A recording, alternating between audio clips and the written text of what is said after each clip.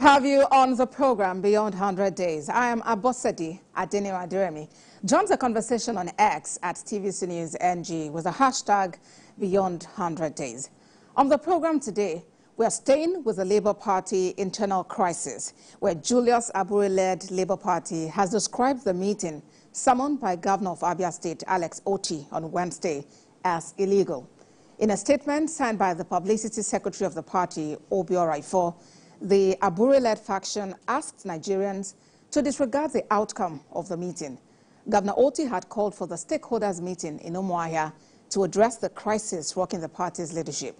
At the end of the meeting held in Umuahia, a 29-member committee was constituted to resolve issues affecting the party. Nana Gabriel has more. Recently, the Labour Party has had existential problems. This meeting is convened to solve these problems, as well as chart a way forward for the party.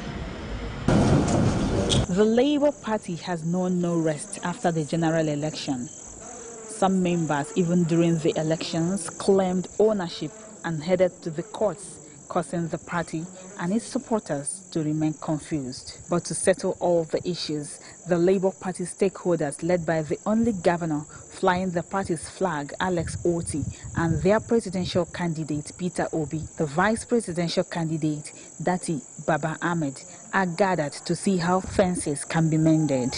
And I want to assure you and reassure you that my intervention in hosting this meeting today is to solve the problem which you all know. We're not trying to set up another leadership. No, we're not trying to do this. It's just a system that will help to get to where we're going. That's what we want to do.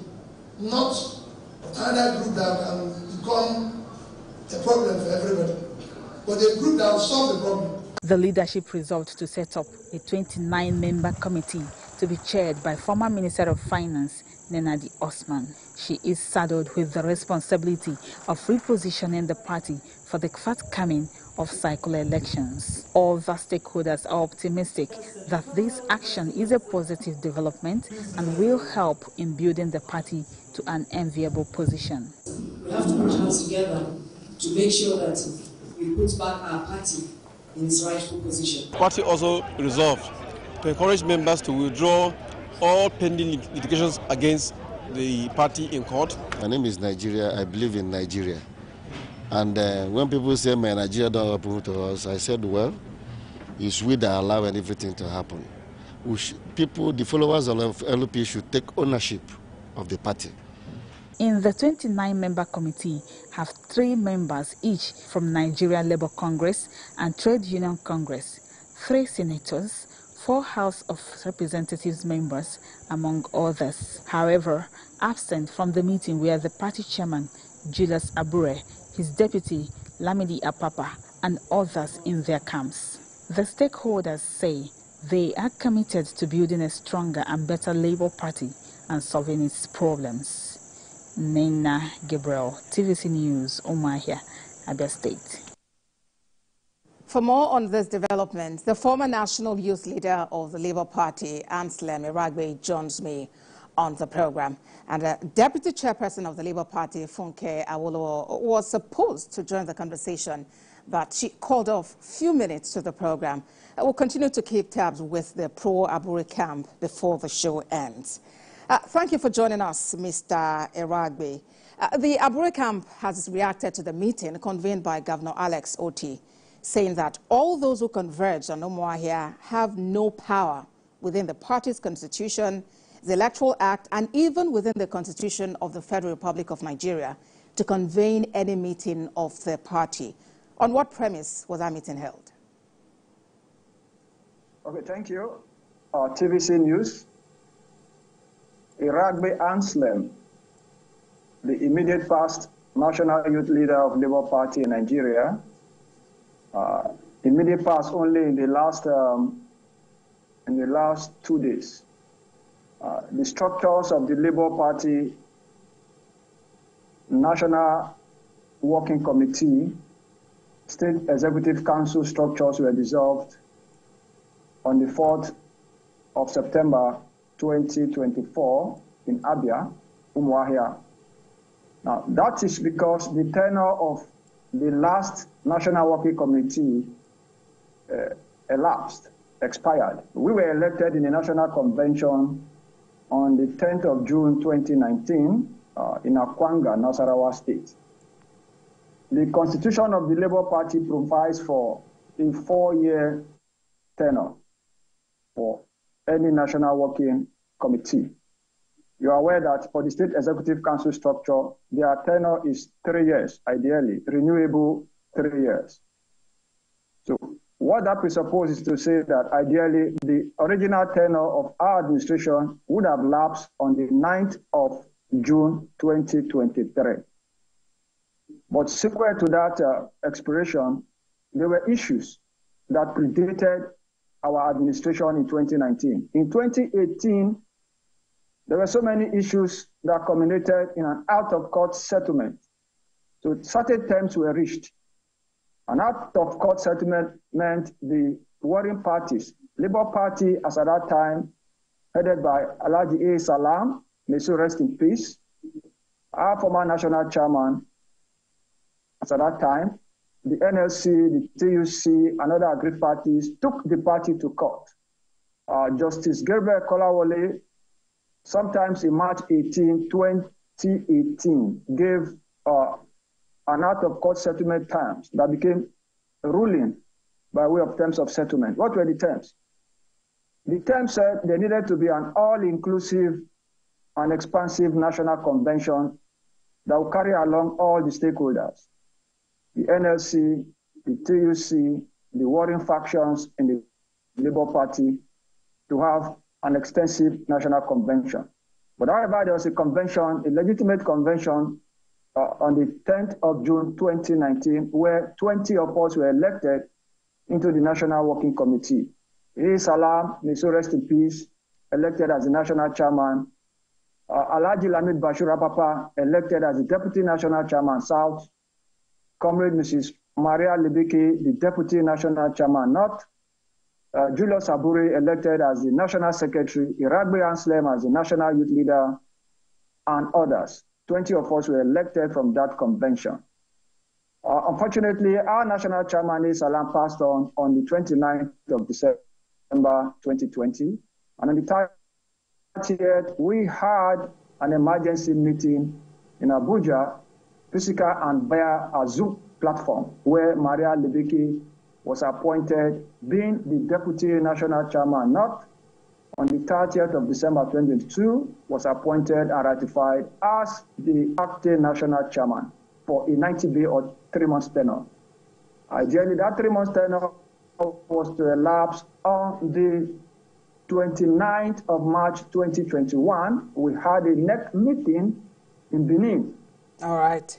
Edo State with the intention of ratifying probably Maria Libeke as national chairman or Alhaji Lamid Bashir Apapa as national chairman, because the constitution provided for only the deputies to ascend in case of vacancy for the national chairman. I hear you, Mr. Ragbe. No provision in law. Mr. Ragbe, I hear you, and I sincerely appreciate you for laying that foundation to help us understand where this is emanating from. But, we don't have so much time, so let's get straight into the issues. We're talking about the legality or otherwise of the meeting that was summoned by Governor Alex Otti, because now the Labour Party is factionalized and the other camp is not in agreement with the outcome of that meeting.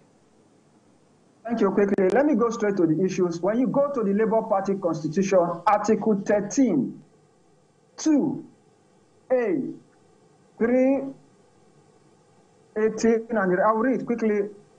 It talks about the structures, the party organ. Now, Article 13 talks about the party organ, talking about the National Convention, which is the most senior organ of the party. Then the next of that organ is the National Executive Council. Now, the third most senior organ is the National Working Committee. You have the State Working Committee. Now, quickly, let me read something for you quickly so that you see. First and foremost, the point is all that took place in Abia was very legitimate, it was very constitutional, was very legal. And this is the import of that legality. The National Executive Council, which is the second most senior organ of the party structure. Article 13, I'll go straight quickly. Article 13B. Powers and functions of the National Executive Council.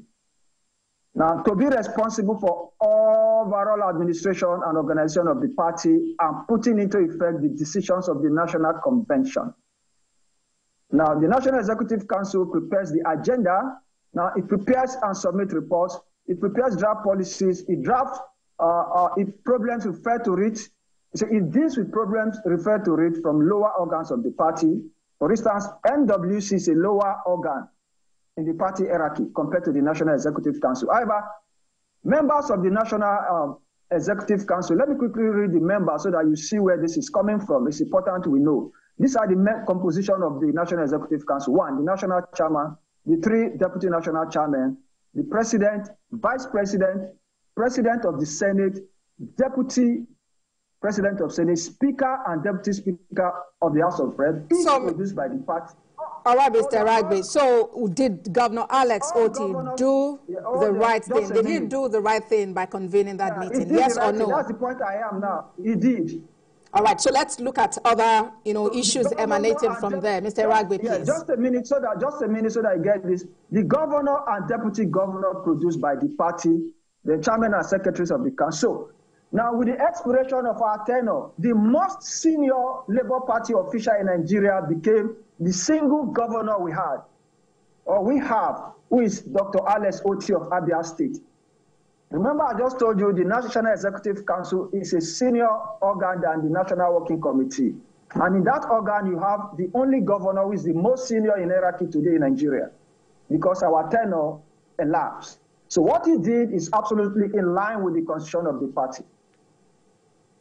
All right. So another members of the National Executive Council are the NSC president, the TUC president, their secretary generals, then the chairperson of their political commission. That's the women. So these are the existing people who now have the power to summon or probably appoint other people into that meeting. If you go down the provisions 18, you will see that they had actually carried out their constitutional duties in line with the Constitution. So it was very legal. All right, Mr. Ragbe, we need to take a break now. When we come back, the conversation continues, and it's on the internal wranglings within the Labour Party. Please stay with us. Thank you for staying with us on the program Beyond 100 Days. My guest is Anselm Ragbe, who is former National Youth Leader of the Labour Party. We also now have... There was no national convention. What are the reasons? Remember, I started telling you there was a consent judgment, an out-of-court settlement, which NLC, the Labour Party, which INEC midwife, and they signed. INEC midwife on the 26th of April 2022, and the terms of settlement were signed on the 26th of June 2022 for a 1-year period within which to execute those programs that will culminate in the conduct of the National Convention. However, Abure, in his characteristic manner, failed himself and the party. So what he called a national convention was never a national convention because, one, the terms of settlement said we needed to elect delegates to the convention by way of conducting congresses at the world level, congresses at the local government level, congresses at the state levels, ultimately to now have, those are the party structures that will come to the national convention, then eventually to elect delegates who will come and vote for members of the National Working Committee. So Abure did not carry out any of this.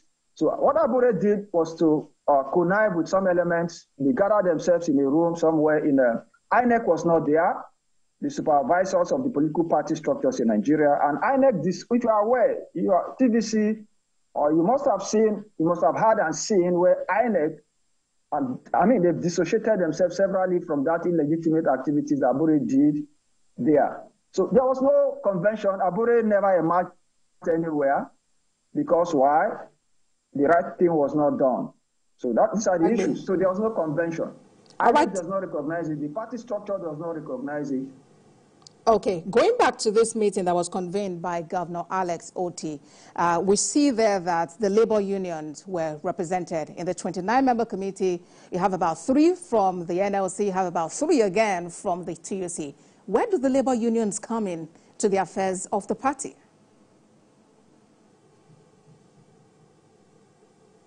Okay, thank you very much. Quickly, if you are aware, Labour Party is a unique party because it is party for the Nigerian workers.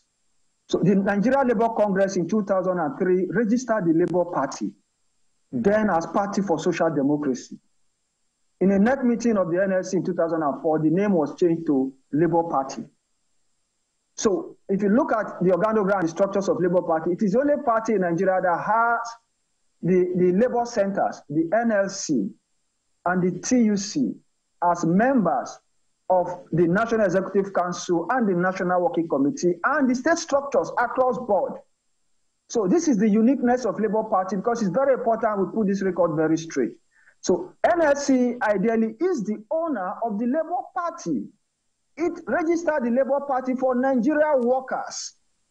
So I'm a civil servant notwithstanding, for your record, I'm a deputy research institute sector in Nigeria. So I can tell you today by reason of the registration of the party that we as Nigeria workers own the party. But however, because it's a political party, the NWC is meant to administer the party on a day-to-day basis. So that way, if you look at what that happened in the past, of course, the party provides, the constitution provides for a mixture of both non-workers and workers. So that is why you have the NLC, you have the TUC who are the owners of the party on behalf of Nigeria workers, and you have the non-civil servants who can contest elections in the convention and win and serve. So it's a mixture of both the non-civil servants and the civil servant. All right, Mr. Iragbe, we have... the party. Yes, Mr. Iragbe, we have someone from the camp of the Julius Aburi camp, and that is Abayomi Arabambi. Thank you for joining us on the program. We have heard Mr. Iragbe explain the fact that the NEC-NEC is higher than the NWC, and because your tenure also has actually expired. What's your reaction? Well, thank you very much. I need to take it from where that my brother, just concluded. NLC, TUC, truly, they registered the party, 2022.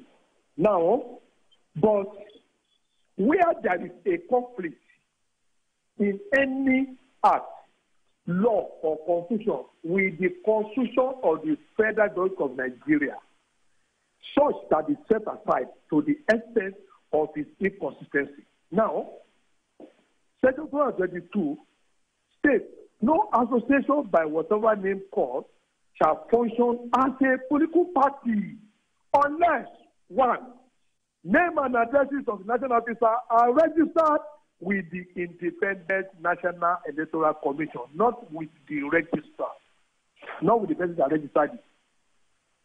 2, membership of the registry is open to every citizen. Copy of the Constitution is registered in the principal office of INEC. So let's get it straight.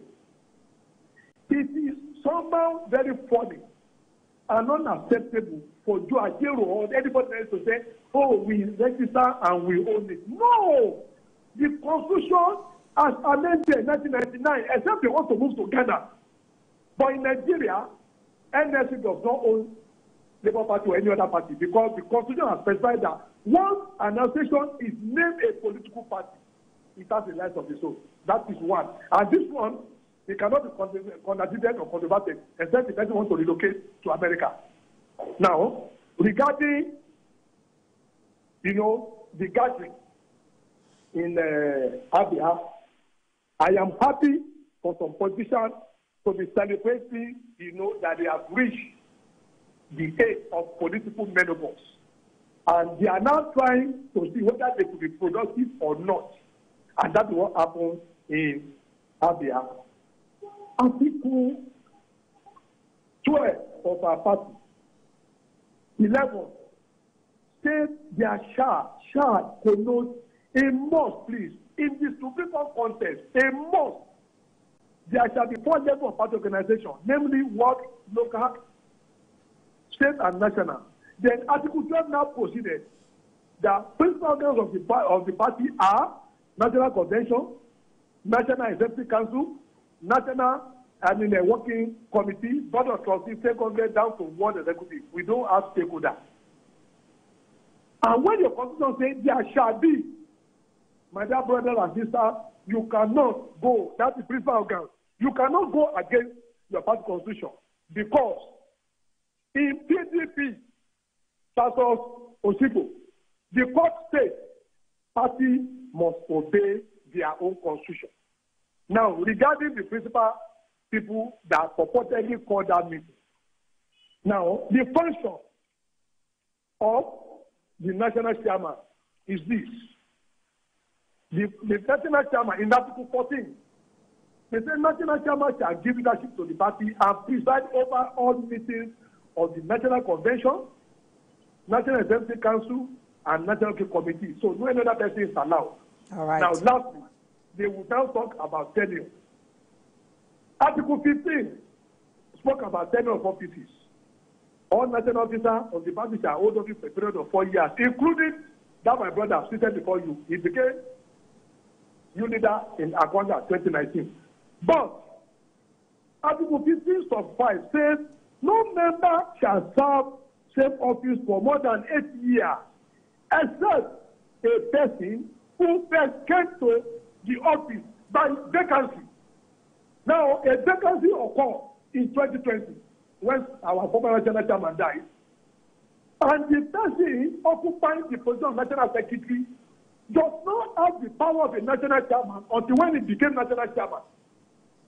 So when he was elected at that NEC meeting, it was a valid NEC meeting for one reason. All right. Mr. Rabambi. I'm coming. Yeah, Mr. Rabambi, time is no longer on our side. I appreciate the explanation you're making, but then let's look at the way forward. Where are you on this matter? Shouldn't you all be working together for the growth of your party? In 30 seconds, kindly respond to that, and then we hear from Mr. Ragbi. No, we will not cohabit with lawlessness. We will not cohabit with political rascality or judicial rascality. We will not cohabit with them. Illegality can never beget illegality. Now, what way forward is this? Abure must still be recognized as our national chairman. For one reason, he has two concurrent court of appeal judgments. I am one of the litigants that fails, that loses in that judgment. The court of appeal said, continue, and we have filed appeal before Supreme Court. Why would anybody want to ambush the judgment of Supreme Court? So we will not abide, we are not going to cohabit with any form of illegality. Abure, remain national chairman, and Farouk, remain national secretary. All right, Mr. Rabambi, let's hear from Mr. Ragbi. What's the way forward? Okay, quickly, if you can hear me. You have 30 seconds, please. I didn't, so much hold back from Rabambi, except the word stakeholder. I didn't hear what he was saying, but let me quickly recap. This is it. We cannot do outside the Constitution. Quickly, as functions of the NEC, one says to take decision on when to hold regular national convention of the party in the event of the national convention could not hold for any reason. To co-opt, now the matter of the stakeholder, this is where it is in the Constitution. The NEC says to co-opt such persons as it deems necessary, desirable, or expedient to attend its meeting and take part in the deliberations, provided that such persons do not have voting rights. That is it, Mr. Ragbi.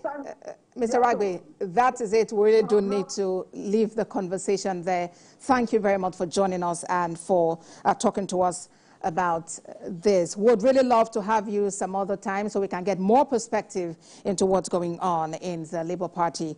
Anambra Ragbe is former national youth leader of the Labour Party, and Abia Rabambi is factional national publicity secretary of the Labour Party. Thank you, gentlemen.